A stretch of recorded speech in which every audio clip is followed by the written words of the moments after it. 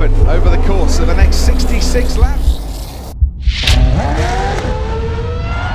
Max Verstappen is champion of the world! You've been hearing about F1 too, right? Cool, let's talk about it. Formula One racing into Miami for the first time. The hottest ticket in town. Hooked on Drive to Survive. Drive to Survive. Drive to Survive.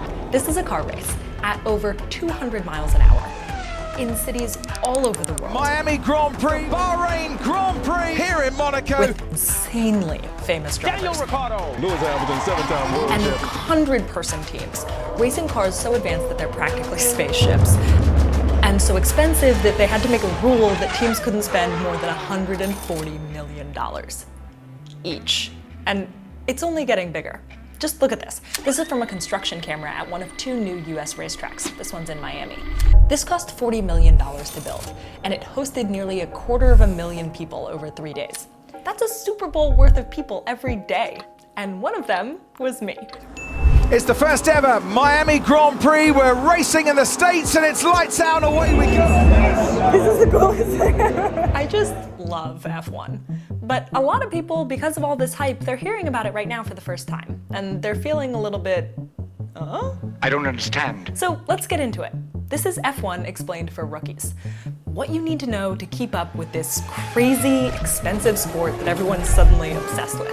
Lewis Hamilton! Verstappen holds it! It's done! But it's also a look at the bigger question here, the huge question, which is, why do this? Like, why pour so much money, so much technological effort into F1, into entertainment? The answer is in what we get in return. This isn't just a car race. This is a space program for the road. General growth in interest. Formula One. F1's becoming much more of a thing here in the States. The Monaco Grand Prix! The win the Italian Grand Prix! The Bahrain Grand Prix!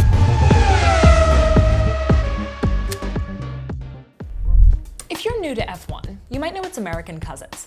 NASCAR has the least family resemblance. Closed cockpits, oval tracks. IndyCar and F1 look more related. They've got the spaghetti-looking track, open cockpits.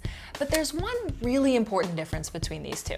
And it's the reason why F1 specifically is such a big deal. In IndyCar, all of the cars use the same frame, or chassis, the DW12. So the competition here is mostly in how you race that car. But in F1, every team has to design and manufacture their own cars.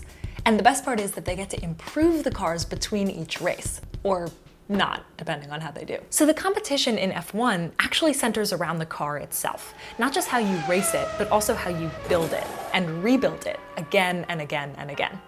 This is why I love F1. It looks like the sport of daredevils, but much more than that. It's the sport of nerds.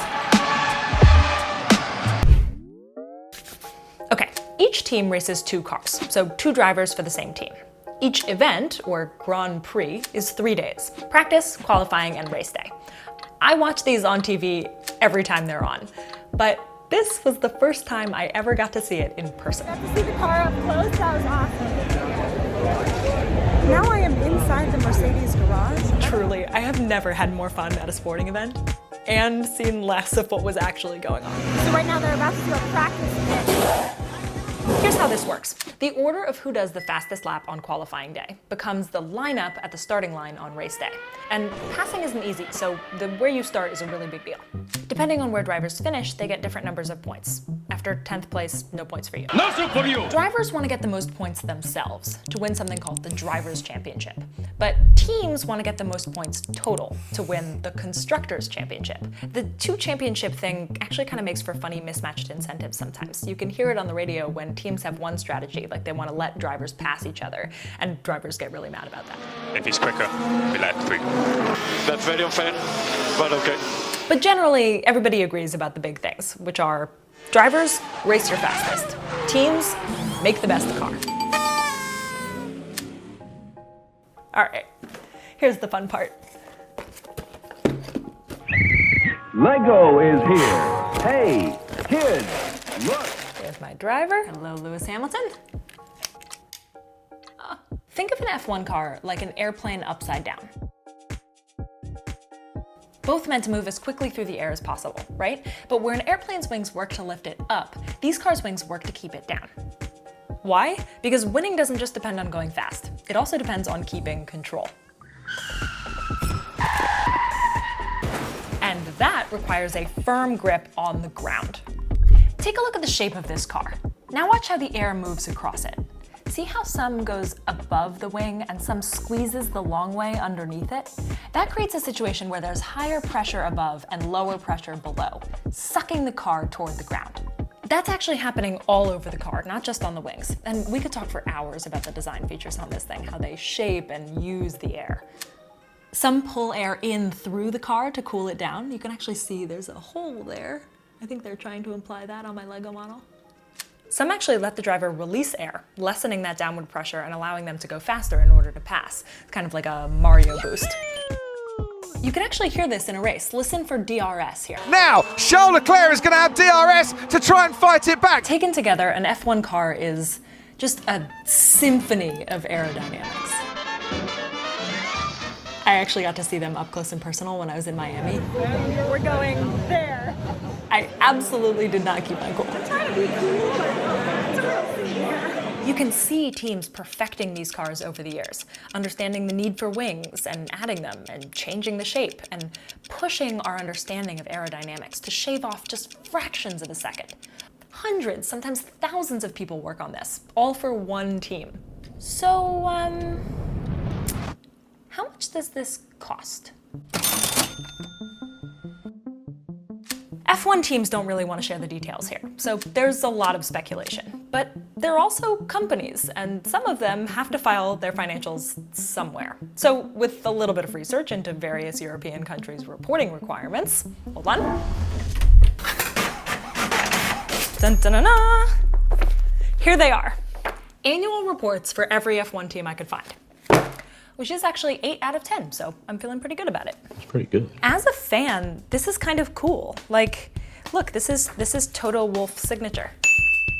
What I learned from all this is that running an F1 team costs anywhere from $95 million to $425 million. Ooh, that's a lot of money. But the year after these were filed, F1 instituted a new rule saying all teams were only allowed to spend $140 million.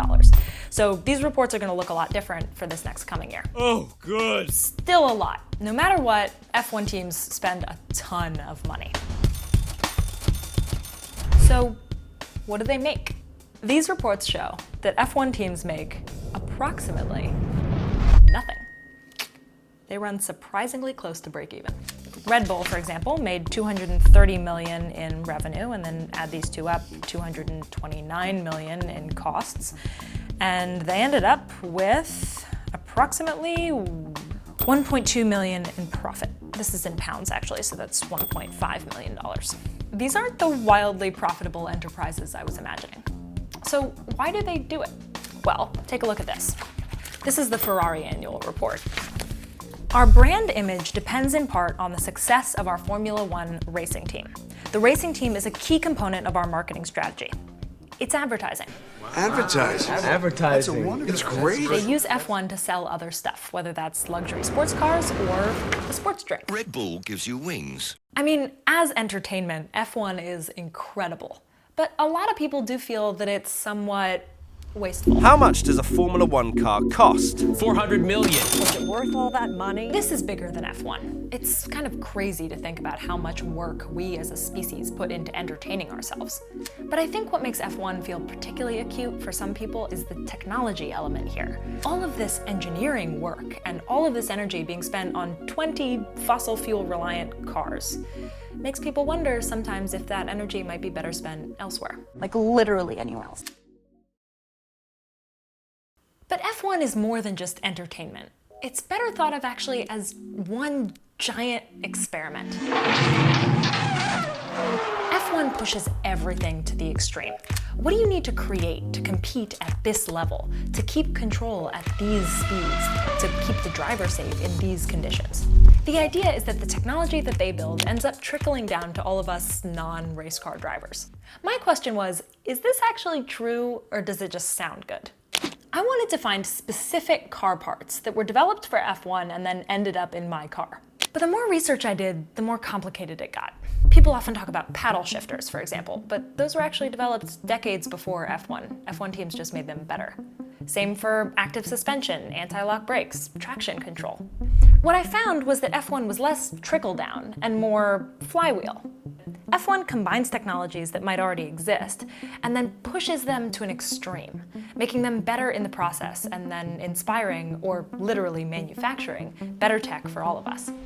For example, take thermal efficiency, the percentage of energy from combustion that actually makes the car go, as opposed to being lost to heat. Most combustion road cars have a thermal efficiency between 20 and 30%, which means only a third of the energy actually makes the car go. F1 cars can't refuel during the race, so there's a very strong incentive for them to be efficient. They're at about 50% now, thanks to new hybrid engines, gains that have been dragging the rest of the car industry forward. Or data collection. Sensors on F1 cars collect huge amounts of information and then feed it back to the driver and the team. They didn't invent a lot of these systems, but they use them in ways that they've never been used before. And that's actually getting more and more important as we move potentially towards self-driving cars.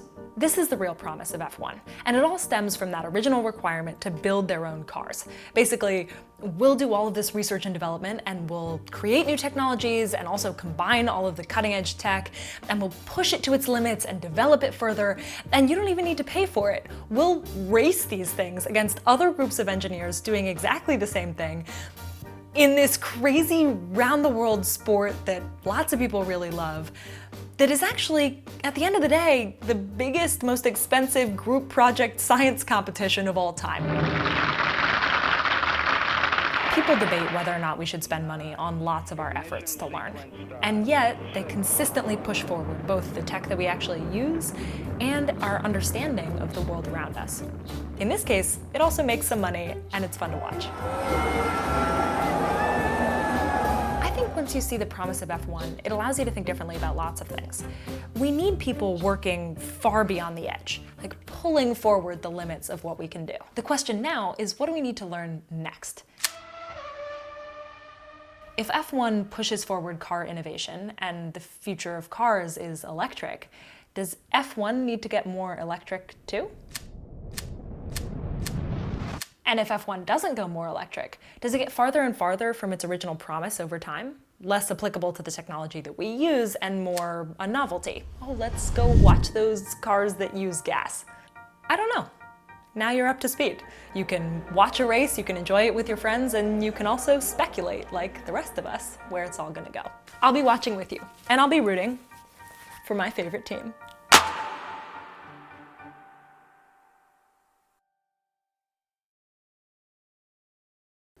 I'm gonna butcher that. Grand Prix? I'm such an American.